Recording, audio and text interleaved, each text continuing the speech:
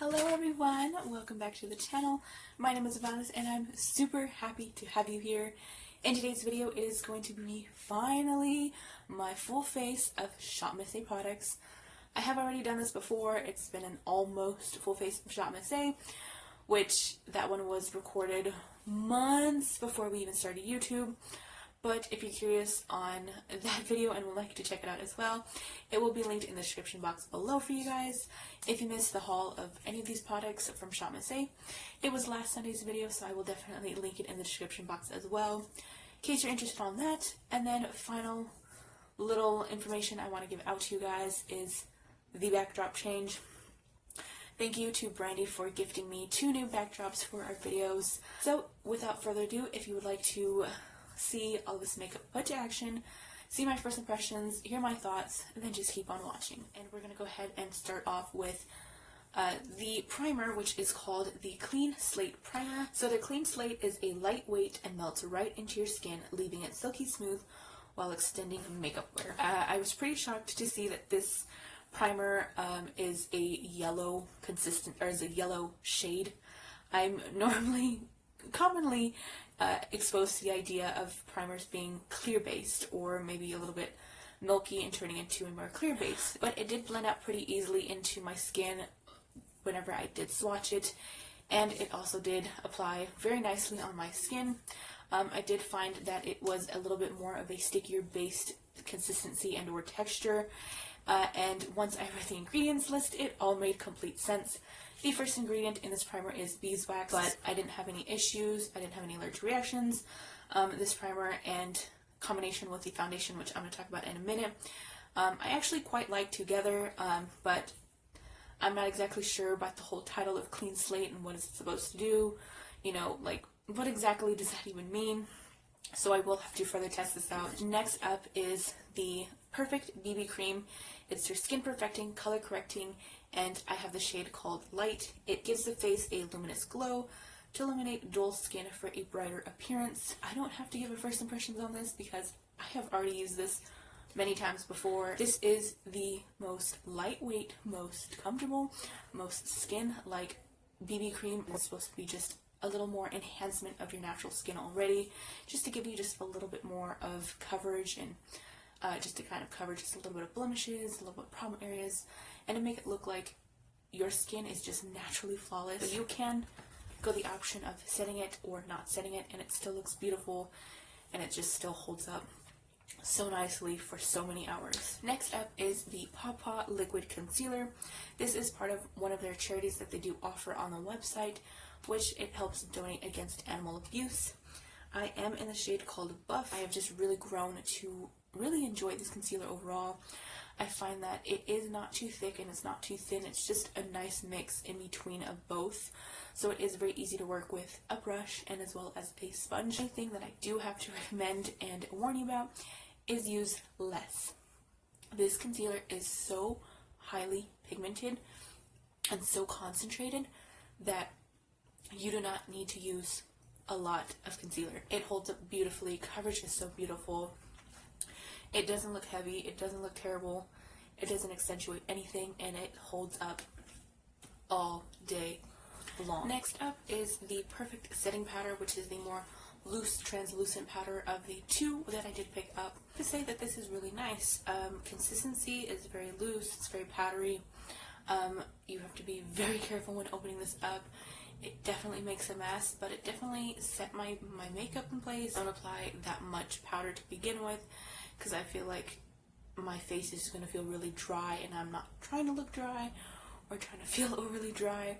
I do like this, but of course I do have to give it more time and just more application and just really use it with all my other foundations. For my contour, bronzer colors, or application part of my makeup routine, I picked up the Zuri Flawless Shaping and Strobing Face Contouring and Highlighting Kit. I did mix the bronzer and highlighter colors, or the 2 only brown neutral tone colors in here, and I have found this to be a beautiful combination.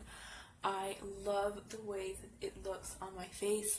I love that you can really tell that I have some sort of shadow, some sort of depth to my face. Overall, I do find that those were very soft, blended very nicely, and applied very nicely, and I don't have any complaints so far with that one. Next up on the docket is the Perfect Blush in the shade called Darling, but this shade looks more to be a like nudier pink shade. When I swatched it, and in the clip as you saw, it is a more pinkier, pastel-y sort of vibrant color. You do have to build this blush up just quite a bit to get that color that you saw on my hand when I swatched it, but it applied very nicely. I'm very familiar with this formula, very familiar with using this and how it holds up. Next up is the Perfect Pressed Highlighter, and I picked up the shade called Countess. I love the formula. I feel like it is a very soft, smooth creaminess to it. It does apply very easily, very well, and it shows up on the face. I do find that because I am a more lighter skin tone for this particular shade, I do have to be very, very careful and light-handed with it. I enjoy this highlighter. I don't reach for it too often, but it is a good, affordable highlighter option. There's plenty of other shades as well, in case you are interested. Next up, I grabbed their Sculpting Brow Pencil, and I picked up the shade Medium Brown. I didn't go too heavy-handed with applying it and filling in my brows. I did want to keep it still a little bit natural and still show that I do have brows on my face. I find that this was easy to work with.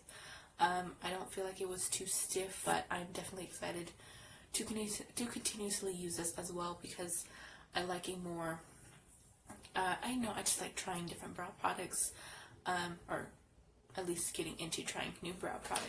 Next up is the star of this entire makeup look. I freaking loved this. It is the Amuse 10 color eyeshadow palette. It is beautiful. It is warm tone. It is a pretty decent size. It is plastic, a nice array of mattes, and a nice array of shimmers. This orange shade is a very pretty shade. I did have to build it up, and I also did want to pre-mention this as well, that whenever I was grabbing some of the shadow onto the brush, it picked up a lot, and then as I tapped it away, maybe it was on my fault that I tapped away too much, but I did notice that when I tried to tap away some of the excess, that pretty much all of it came off, so I did have to end up going back into the palette and digging a little bit more. It's a very pretty, like, peachy, like flesh tone, almost kind of orangey shade. Blended out very easily, very well. I didn't have any issues. It didn't look patchy. I didn't have trouble blending. This one is just a step darker than the previous shade. It does pull a little bit more red tone than orangey tone. This one, no issues here. I feel like it didn't disturb the previous matte shade. It didn't really stick to anything. It didn't blend away. It wasn't hard to blend. It was very pretty color as well. This one is a very like cocoa brown color. It very deepened up this eye look a lot. This one I did have a little bit of trouble. I did feel like it was kind of sticking onto my eye, and I did have to spend just a little bit more time blending.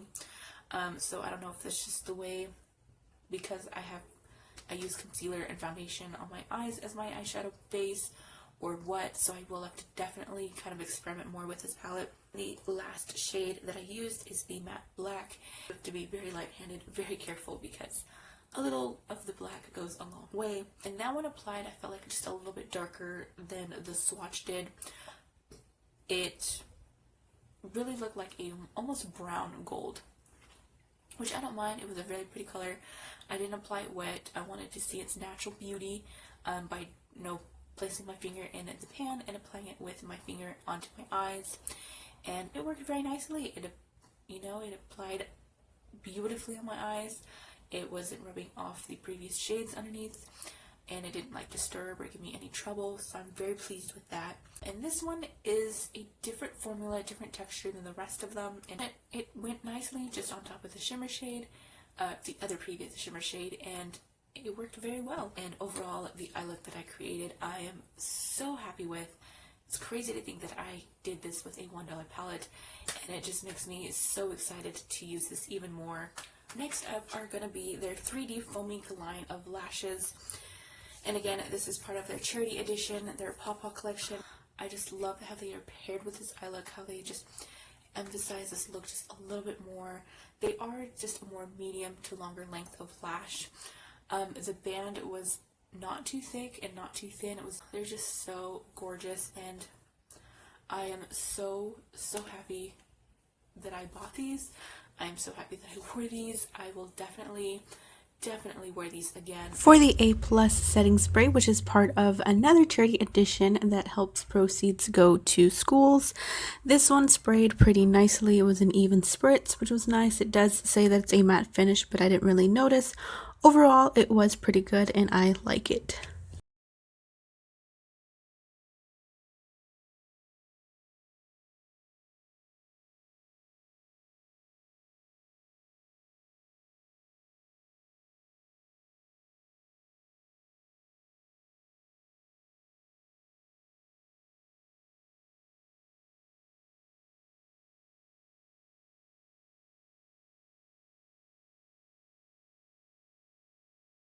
Thank you guys so much for watching this video. I hope you guys enjoyed it. Let me know any of your thoughts, concerns, questions in the comments down below.